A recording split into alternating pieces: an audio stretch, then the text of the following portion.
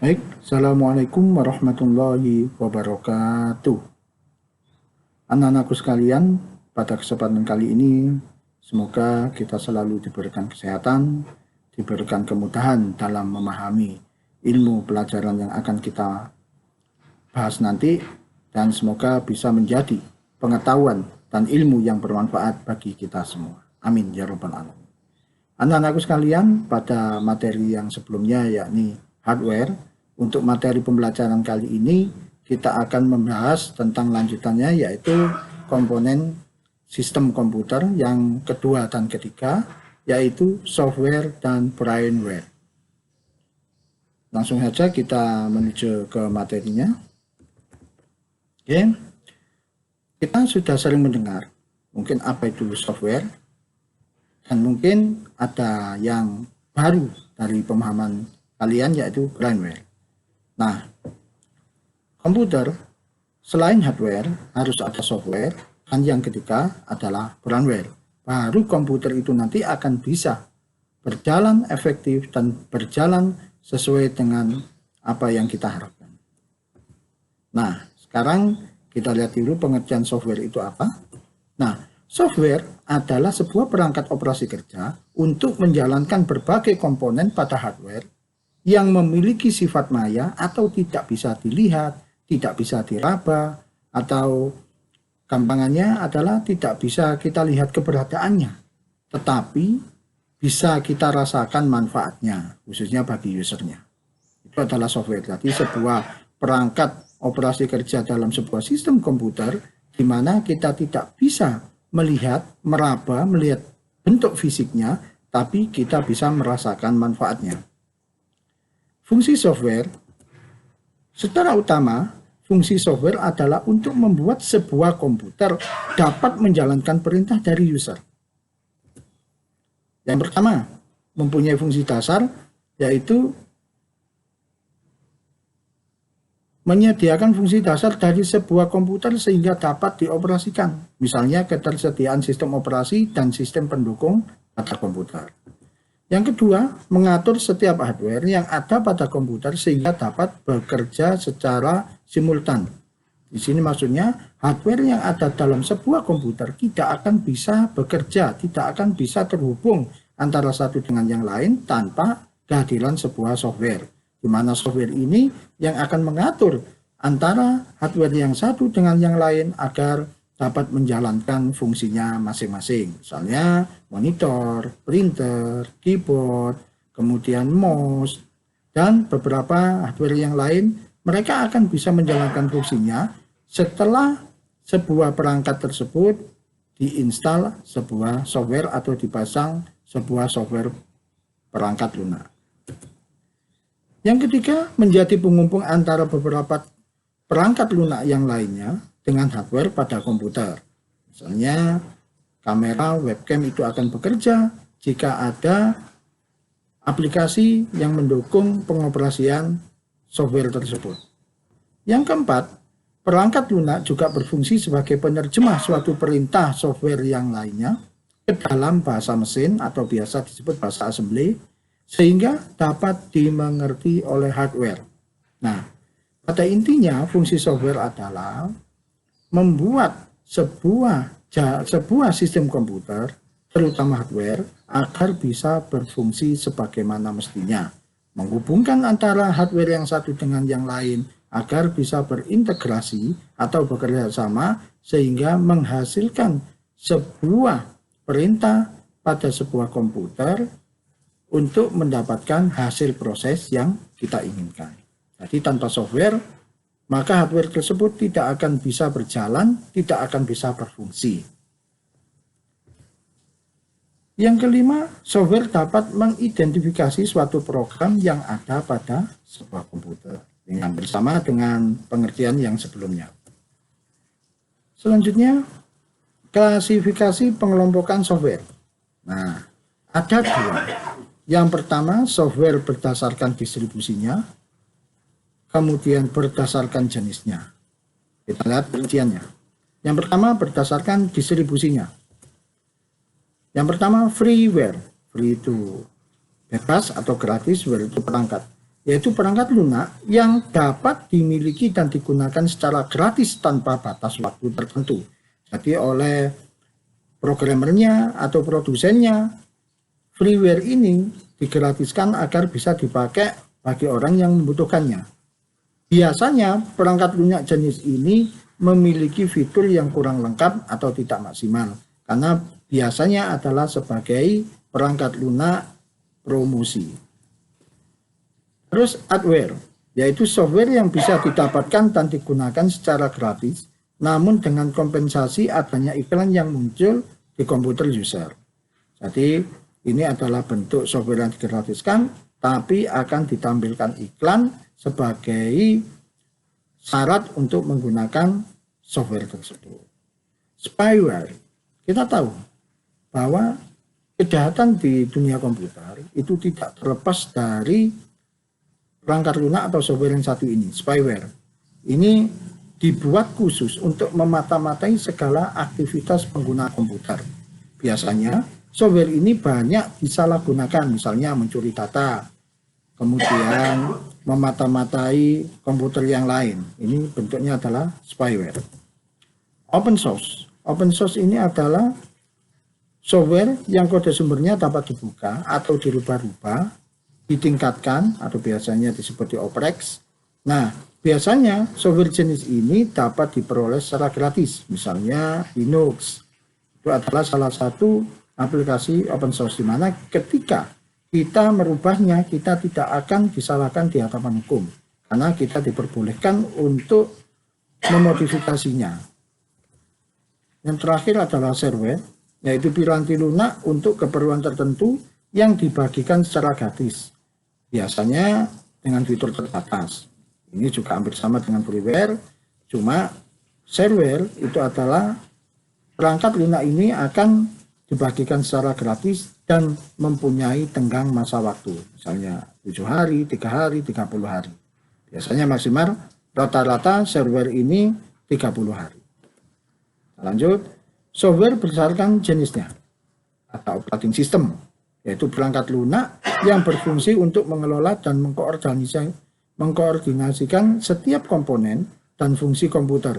Beberapa contoh operating system adalah Windows, Linux, Unix, DOS, kemudian di situ ada Android dan seterusnya. Nah, kemudian ada bahasa pemrograman atau programming language, yaitu perangkat lunak yang berfungsi sebagai pemberi instruksi standar yang melibatkan sintak dan semantik yang dipakai untuk mendefinisikan program aplikasi komputer, atau bisa dengan kata lain adalah bahasa pemrograman adalah aplikasi yang digunakan untuk membuat aplikasi yang lain. Misalnya game, misalnya pemrograman, atau yang lain. Selanjutnya aplikasi program atau program aplikasi, yaitu perangkat lunak yang memiliki fungsi tertentu, misalnya software presentasi, kemudian software untuk membuat desain, software untuk menganalisis, software database, dan banyak lagi. Nah, program aplikasi ini pasti akan terinstall dalam sebuah komputer. Misalnya mungkin disesuaikan dengan kebutuhannya. Tidak mungkin semua software aplikasi kita masukkan ke dalam sebuah komputer. Karena kalau kita tidak butuh, ya jangan kita install, karena akan menghambat kinerja dari sebuah komputer. Oke, contoh operating system.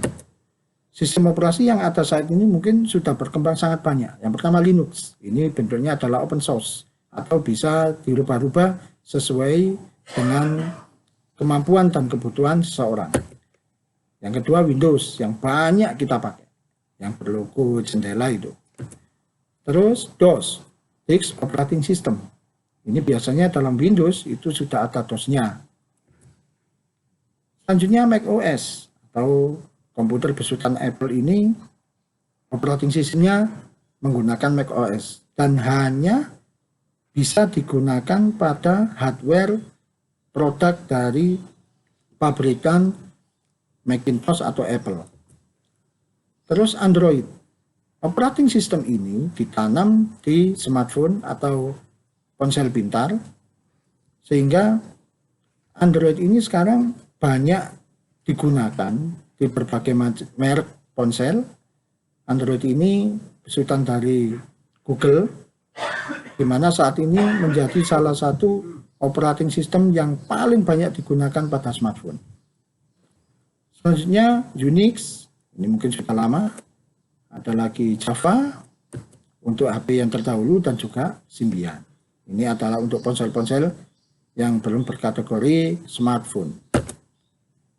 Contoh programming atau programming language atau bahasa pemrograman. Aplikasinya mungkin bisa Visual Basic, Visual Studio, kemudian Visual Fox Pro, ada Python, Turbo Pascal, bahasa C++, Java, PHP, HTML, dan masih banyak sekarang pemrograman yang baru yang bisa kita gunakan untuk membuat aplikasi-aplikasi yang disesuaikan dengan kebutuhan saat ini. Contoh aplikasi program atau program aplikasi. Di sini ada aplikasi Office perkantoran, misalnya Microsoft Office, kemudian OpenOffice, MiObi, dan lain-lain. Dan di sini mungkin yang paling banyak kita gunakan adalah Microsoft Office yang sampai saat ini paling populer secara online menggunakan Office 365. Kalau OpenOffice mungkin bisa ditanam di operating system open source atau biasanya dipakai oleh Linux dan bentuknya adalah gratis. Kemudian aplikasi desain, misalnya Corel Draw, Photoshop, Freehand, 3D Max, dan banyak lainnya yang khusus digunakan untuk desain gambar.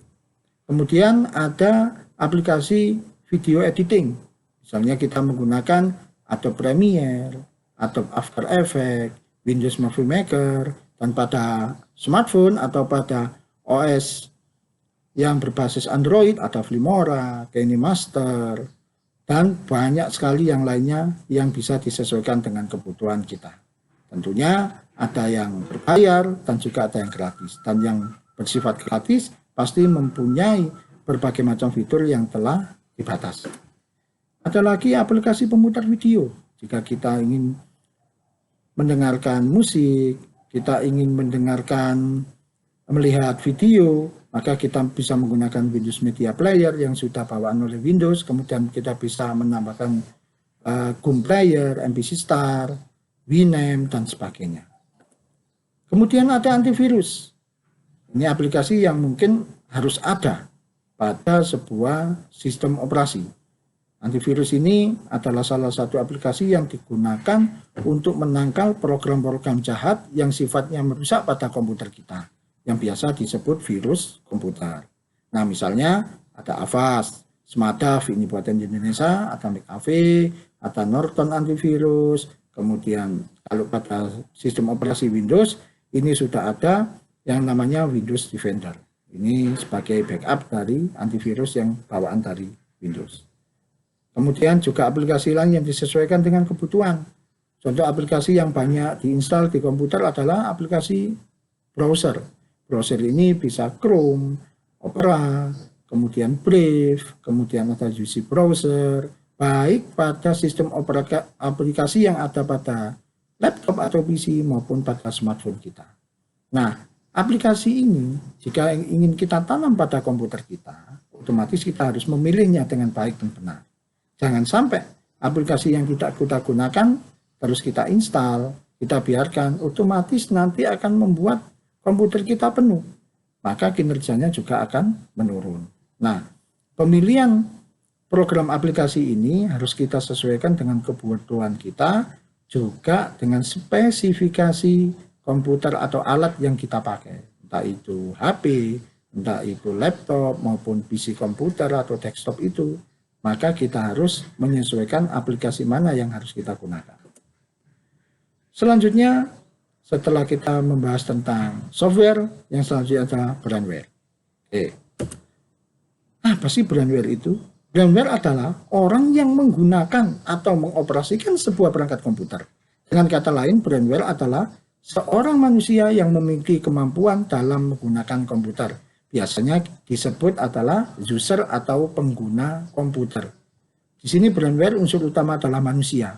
Manusia yang menggunakan dan yang memproses, mungkin memasukkan instruksi yang nantinya bisa menghasilkan hasil output yang diinginkan. Nah, brainware ini dengan kata lain adalah manusia atau pengguna. Oke. Fungsi brainware secara umum, yang pertama sebagai programmer. Tugas utama seorang programmer adalah membuat program yang dibutuhkan dalam sistem komputerisasi. Ini adalah sebagai tenaga ahli yang digunakan dalam sebuah sistem komputer. Karena dengan adanya programmer ini, maka terciptalah aplikasi-aplikasi yang nanti kita butuhkan. Nah, selain itu, programmer juga dapat berperan sebagai pihak yang menjaga keamanan dari sebuah komputer. Yang kedua, sebagai admin atau administrator. Seseorang memiliki tugas dan kemampuan untuk mengelola suatu sistem operasi beserta program yang dijalankan pada sebuah komputer maupun jaringan dalam sebuah perusahaan. Pada umumnya, admin ini adalah seseorang yang diserai untuk mengelola akses sebuah sistem komputer yang ada dalam suatu tempat. Nah, ada juga yang disebut dengan database administrator. Ini yang bertanggung jawab terhadap sistem database atau penyimpanan data perusahaan atau instansi yang mengatur, mengelola, dan menyimpan sebagai arsip perusahaan yang tidak boleh hilang atau tidak boleh bocor.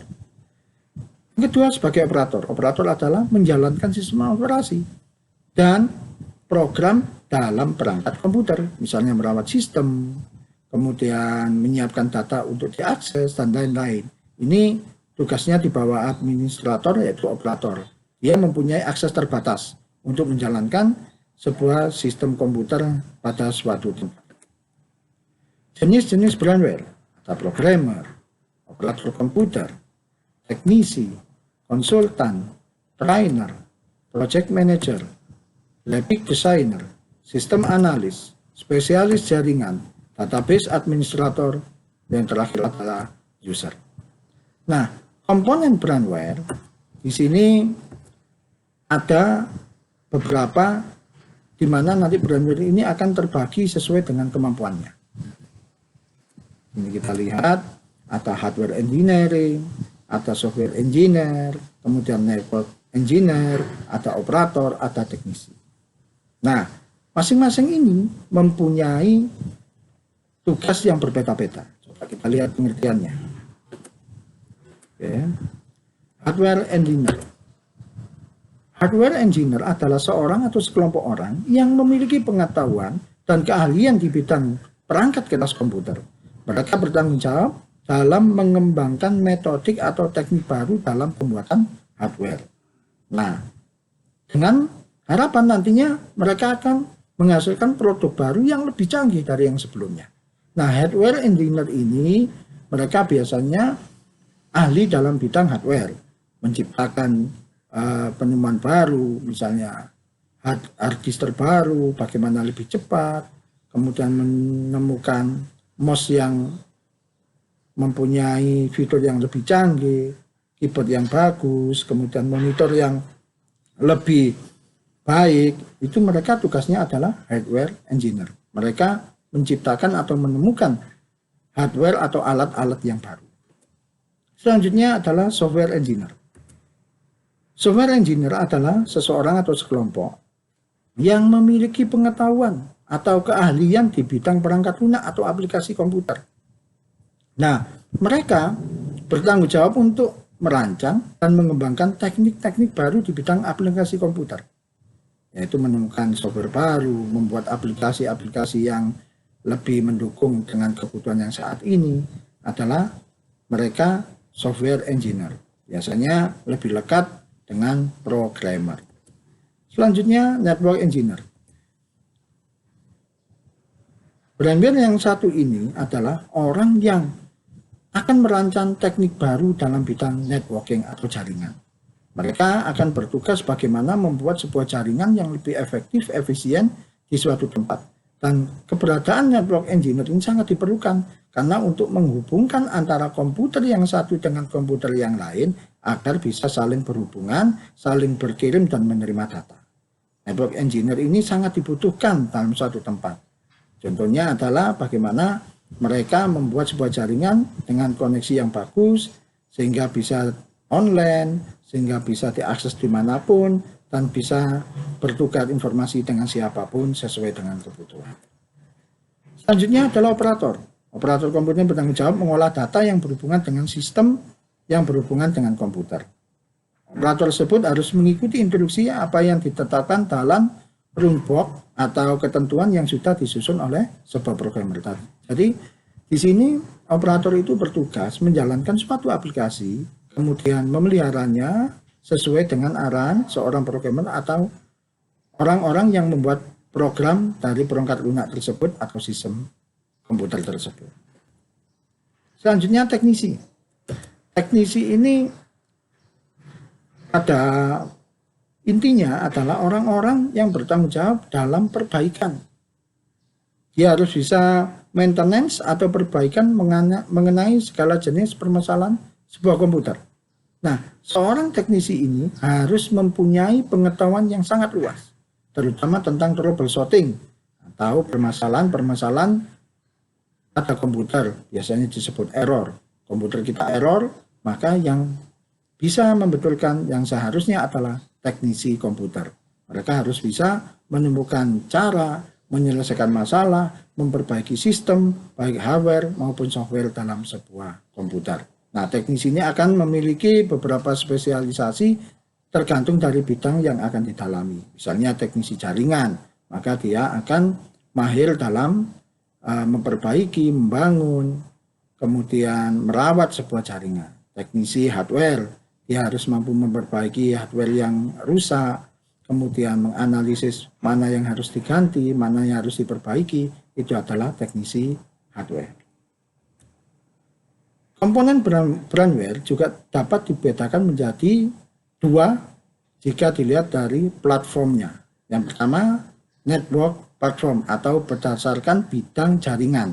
Ada administrator, backup operator, network config, operator, power user, remote desktop, kemudian replikator, user, guys, debugger user, dan hub service group. Nah, ini adalah brandware berdasarkan platform network atau platform jaringan, bidang jaringan.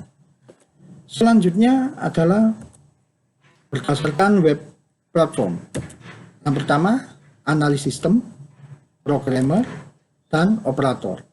Ini berdasarkan web platform atau berdasarkan bidang web.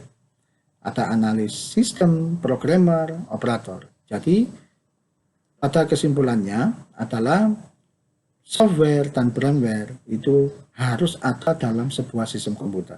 Di mana software ini intinya pada umumnya adalah aplikasi atau sebuah instruksi yang harus ditanam di sebuah sistem komputer untuk menghubungkan antara hardware yang satu dengan yang lain agar dapat berfungsi sebagaimana fungsinya masing-masing.